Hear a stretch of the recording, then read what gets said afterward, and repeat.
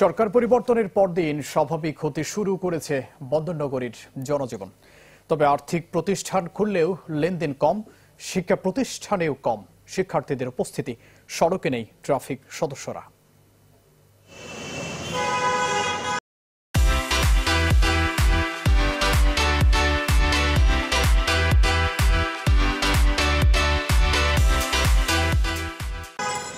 মঙ্গলবার সকাল চট্টগ্রামের আগ্রাবাদ বাদামতল মোড়ের চিত্র। আন্দোলন, সহিংসতা, কারফিউ মিলে কয়েকদিনের দমবন্ধ পরিস্থিতির পর সড়কে নেমেছে যানবাহন, বেড়েছে মানুষের চলাচলও, যদিও সংখ্যায় কম। শুধু আগ্রাবাদ নয়, শেখ হাসিনার সরকারের বিদায়ের পরদিন এমন চিত্র ছিল শহরের প্রায় প্রতিটি সড়কে। পাল্টেছে গেল কয়েক সপ্তাহের থমথমে পরিস্থিতির চিত্র। স্বস্তি ফিরেছে জনমনে, সবারই চাওয়া শান্তি ফিরবে সবখানে। আমরা শান্তি চাই এবং কোনো গন্ডগোল ফেজা কোনো জায়গায় আমরা এটা শুনতে চান না পাই। আমাদের অর্থনৈতিক মুক্তিটা সবচেয়ে বড় দরকার। জনস্বস্তি মানুষের কাছে ফিরিয়ে দিতে হবে।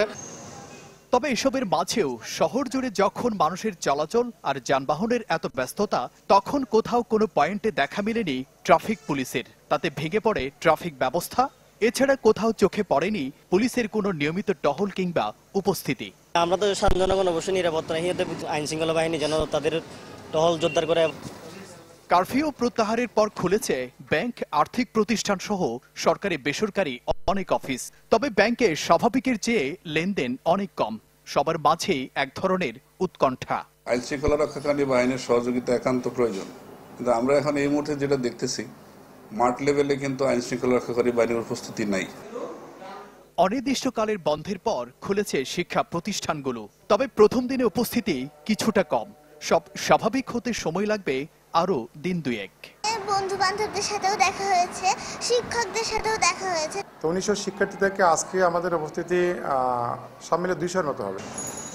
এখন সব শ্রেণী পেশার মানুষ চাওয়া দ্রুত পরিস্থিতি নিয়ন্ত্রণে রাখতে সচেষ্ট হবে আইন শৃঙ্খলা বাহিনী। জুবাইর মঞ্জুর, চ্যানেল 24, চট্টগ্রাম।